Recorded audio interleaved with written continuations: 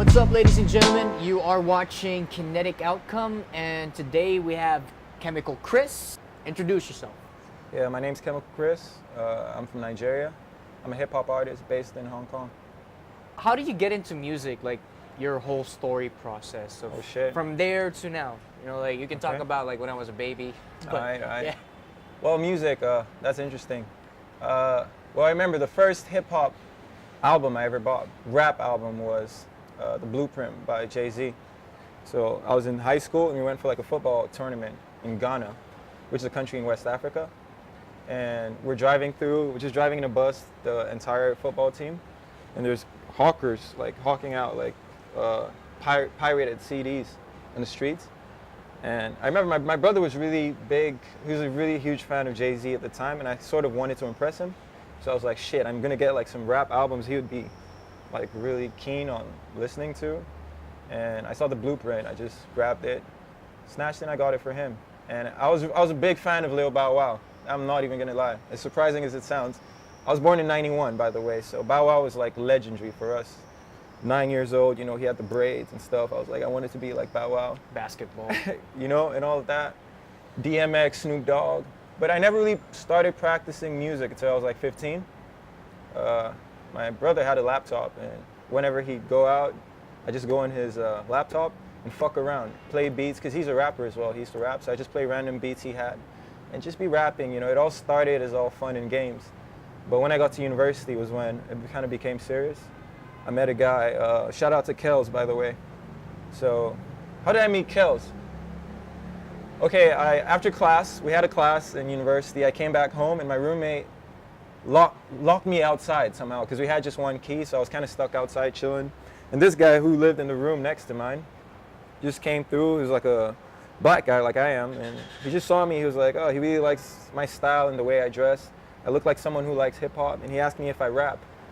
I'd never rapped in a studio, recorded a song before, but I was just like, yeah, you know, I'm a rapper too, ta-ta-ta. Then he was like, all right, cool, let's go to the studio. You know, I was like, oh shit, that was sort of a shock. So we went to the studio, and he just told me, you know, like, okay, you're gonna be on this song, write a verse for it. I just wrote Quick 16, and that was it from there. The addiction, the hunger for music just started growing from there, you know. I recorded, I heard myself, I was like, shit, I think I actually sound pretty dope. And I couldn't stop from there. You know how it is, right? It's like, you know, you always want to improve yourself, so. Yeah. Yeah. That was a long-ass story, by the way. Oh, it's all good, it's all good. Like, we're not limiting this. It could be, well, at least not one day, but yeah. Well, next question is, like, what are the rewarding moments and challenges in the process, like your personal point of view? Oh, okay. Rewarding. I just feel like the music industry, just like any other field of art you're in, you're not going to be rewarded for quite a long time. You know, you're going to receive what you put in. So there's a lot of sacrifice. I mean, you're not going to make money immediately. You know, you can ask any established successful artist. It took them years to start making money from their art and their craft. So the main thing is to have a long-term plan and a long-term goal, which is what I have at this stage in my career. You know, I never think too much about the money. I do music because I'm passionate about it. I know the money's gonna come if I work with the right people and set a goal. You know, market your music properly. It's a lot of work. There's a lot of things involved. Music and fashion are one in one. A lot of musicians make a lot of their money from endorsement deals with high-end brands, right? So, for speaking for the music, I focus on being passionate about it and putting out good music, right? And when I'm really satisfied with the music I put out, and I'm like, okay, shit, I really want to market this thing. I've been doing music for a long time. I'm 25 years old. I'm 26 years old. I turned 26 last month. I've been doing music since I was like, on a serious scale, I'll probably say since I was 17 years old, you know? And the songs I recorded when I was 17, I wouldn't want to play for anyone. Same here. You know how it goes. Yeah. Actually, I wouldn't like to play any song I've recorded for anyone except my new EP that's coming out. This is like my first official EP. So I've had it done for a while. I'm just waiting for the right time to release and to do the right things I need to do to market it properly, videos and all of that. So what was your question? Is music rewarding, right? Sometimes I just go, the I go rewarding off part topic. and the challenges part. Yeah, so the rewarding part, I'd say the satisfaction I get from doing what I love, that for me is enough of a reward, right? And the challenge is, like I said, to monetize the craft, to start gaining profit from doing what you love is the biggest challenge, right? But it's a challenge like I'm willing to face, and I'm currently facing, and let's see how it goes, right?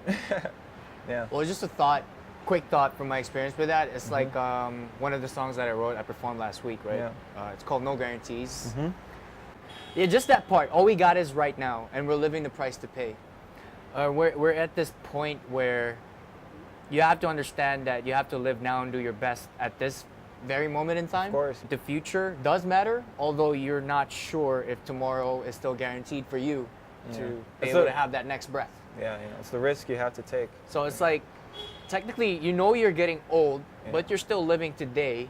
Your only choice is to go all out and execute. Yeah, you basically, you're living life the way you should be living it. Because trust me, dude, I have a lot of friends that are like older, like in their 30s, right? They work in like banks, they work in they work in corporate companies. They used to make music. These are guys I used to work with before, but they kind of like, I don't want to say gave up on their dreams. That sounds a bit harsh, but that's literally what it is, They're like, okay, fuck, I cannot keep taking this risk because I have other things to think about. I'm thinking about my age. Oh, I'm going to be 30 soon. I want to have a family. When you're in this, the art is going to always come first. And I feel like every true artist, it's something that's always going to be at the back of your head, Ooh, this is a big risk I'm taking. Do I really know what I'm doing? You're going to be questioning yourself all the time.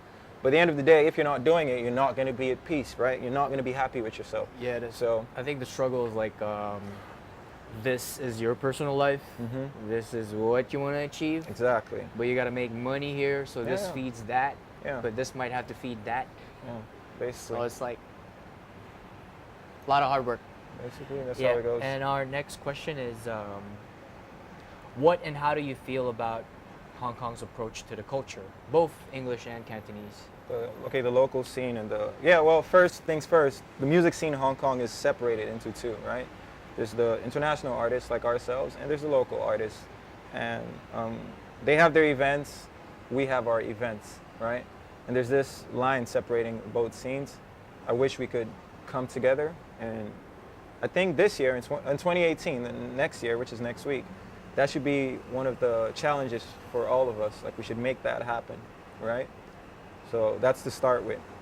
The music scene for the international artists, it's really growing. It's growing really fast. I moved to Hong Kong 3 years ago, and I remember when I moved here, like I went on YouTube and I was searching for I searched for everything possibly that could link me to people making music in Hong Kong. There was not much.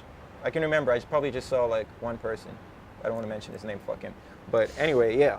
So that was it. You probably know. But anyway, that was the only person, and now, and it's 2017, right? If you go on YouTube and you search rap music Hong Kong, I guarantee you there's so many people, right, making music now. Like the Hai San, there's you yourself, right? There's, what's this nigga's name? I just saw. Yama. Yeah, Yuri's out there, sick ass rapper, there's myself, there's Wes, there's the 7 on 7 kids, it's like so many people, So I can say it's grown, but there's still a long way we have to go, because a lot of these people, like myself and the rest, we're making music, but we don't have events as often as we possibly could, and that's because of the structure of the system here. Hong Kong's very expensive. For event planners, it's a lot of work for them, right? Renting a space, finding venues, it's a pain in the ass. So we need more event planners, we need more hip-hop events, right? Because I don't know how I feel about the local people and how they feel towards hip-hop. So now I'm gonna go to the local scene, right? There's really good local artists here. I don't know if they have an audience in Hong Kong, right? I can speak for China. In China, people really fuck with hip-hop. As you can see, it's starting to grow. But in Hong Kong, people feel a certain way. And it just goes to show the way of life of the people here. People are constantly working. People are under a lot of stress, right? People don't have a lot of free time to appreciate life. And not just speaking for music, speaking for all art forms. The art scene here, people don't appreciate art as much, and people don't get into art as much because of the nature of the city. It's one of the most expensive cities in the world, right? So, and being an artist, you need to invest in your art. So if you're gonna be investing in your art and you're trying to struggle to survive here, it's like, bro, you're literally gonna be like working your ass off constantly. That's gonna be the only option. And not everyone's willing to work as hard as we are, right? So that's why I always show love and respect to any artist I see in Hong Kong. Like, I really don't even care if your art is shit, if your music is shit. Okay, if your music's shit, I'll probably diss you, right? But I'm gonna still respect you because you're doing what you love in a city like this. So it's crazy, but it's very promising. The future is very promising in Hong Kong for artists. Trust me. Mark my words, right? Mark my words. Well, I've kind of like scaled it as well as an event planner's point of view, since I've been helping DJ Mojito, shout out, to host events recently. The tough part is not only having more event organizers, we also need more artists, but we can't have a lot of artists, but they're not consistent. Because the thing is, like, we're in a small city and it's so fast paced. So put yourself in a position where, let's say we're professional, let's say we're in the US. Yeah. And we make an album. And after we finish that album, okay, here's the tour. We're gonna tour here, this state, we're gonna move here. Okay, after this, we're gonna go to Europe, we're gonna fly around. But in Hong Kong, it's like, it's Hong Kong. Yeah. It's only one city. So your investment is not equivalent to the possibility of having a lot of tours in the city you're in, unless if you have a management team for Asia. Yeah. So there's actually a possibility for everything. But the problem now is venues like what you said, Triple X is closing down, right? And Sofa Club is gone. Shut down. Those are the best venues in Hong Kong. Yeah. So a lot of people would bitch about this, especially like, oh, Hidden Agenda. Of course, I feel bad that it's closed. But what I've seen in patterns for the long run, that's been happening as a cycle throughout these years, is everybody is doing events in these venues.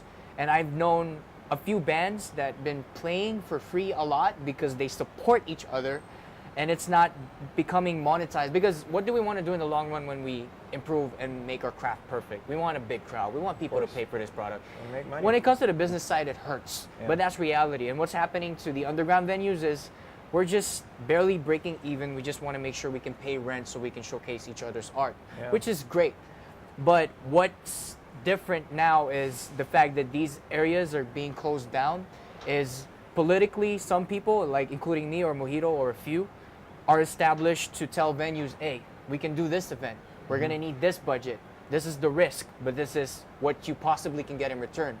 So if we have, like, let's say, free artists who have tons of following online, that's only from this city, and they probably have at least a minimum of 100 people who would watch them, and we book these free and pay them a certain amount because guaranteed we're gonna get table bookings, plus the fact that they are matching the standards of international artists, then things will start happening.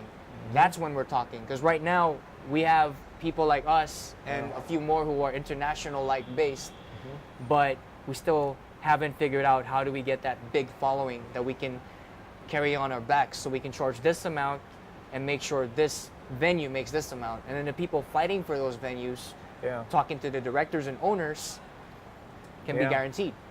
So that's the tough part. You can't just put out something 50% or half-baked, like it's not lyrically good or your pronunciation is bad, and say, hey, I want to perform or I want to get paid.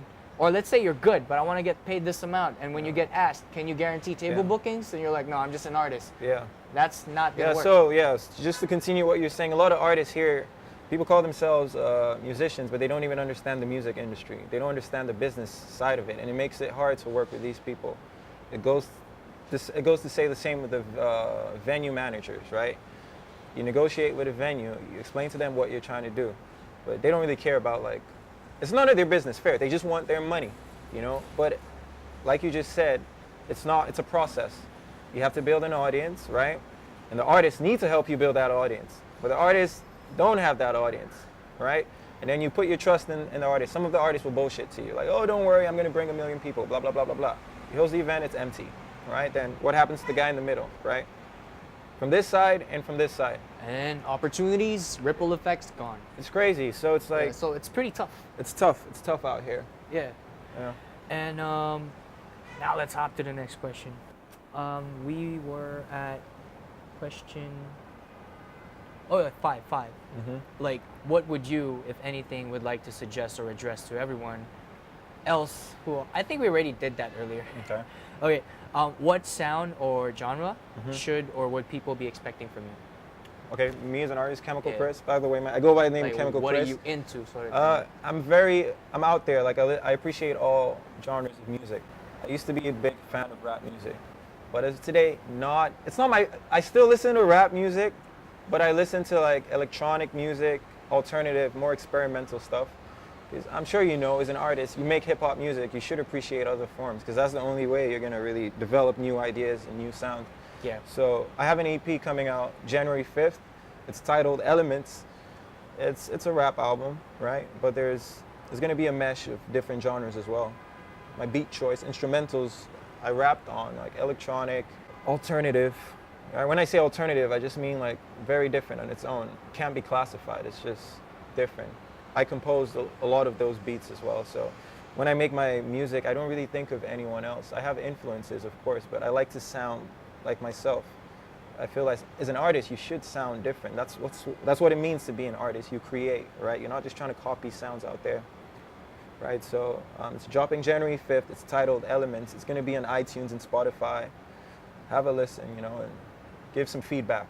I really love feedback, you know, like from anyone, right? I love people who listen to electronic music, people who listen to country music. You know, I want your feedback. So definitely be on the lookout. By the time this is out, that's probably out.